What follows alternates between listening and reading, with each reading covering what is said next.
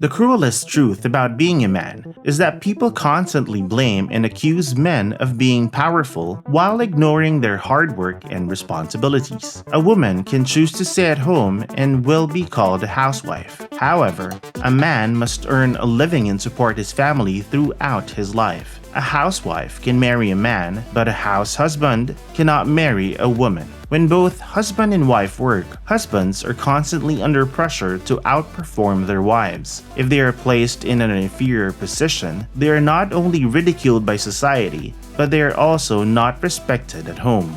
Men are also assigned all dangerous and manual labor in society. They work as laborers, cab drivers, security personnel, and so on. They work as border guards and put their lives in danger. As a police officer, they deal with criminals. If their family is attacked, they fight with the goons. They work night shifts in most corporations and businesses. However, it is now common practice to easily condemn men and presume them to be guilty, criminals, and molesters if a woman makes an accusation against them. Being a man with power is not a privilege. Being a man is more like a lifetime of toil and an endless social obligation that lasts until his death. Yes, men are losing their masculinity. For generations, society has been at war with its male members. Before you all go get your torches and pitchforks, here's a challenge. Name a single traditionally male trait that society still values. Aggression, chivalry, independence, self-sufficiency, physical stamina, competitiveness, stoicism? No. None of the quote-unquote male characteristics are particularly desirable. On the contrary, the majority of them are being targeted.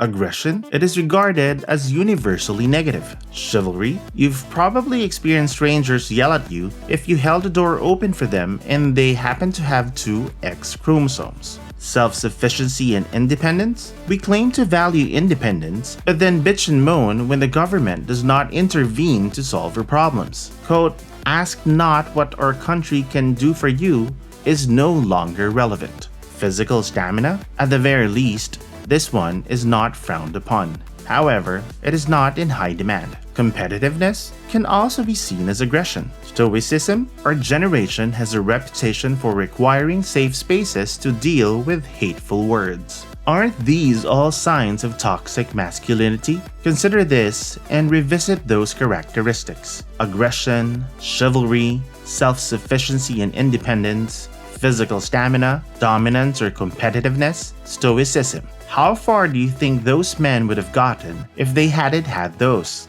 But we see those men differently now in the rarefied air of the 21st century. Men like that, like the guns they carried, are now viewed as a liability. We are not looking for crusaders, soldiers, or warriors. We want gentlemen who work in offices around the clock and have feelings and emotions. As a result, we've neutered our men to make them more secure. We lock our young boys in primary schools and tell them to shut up and listen until they lose their ability to run around. And for those who refuse, we use drugs or label them as, quote, problem cases. We encourage our men to explore their emotions, be sensitive, and communicate their difficulties. And we tell ourselves that without dangerous, aggressive men, society is a better place. It could even be true, for the time being, until the trumpet blasts again to summon us to battle and no one responds. Because the world has always been a frightening place and someone had to go out in combat so that others could live in peace, and we've forgotten that.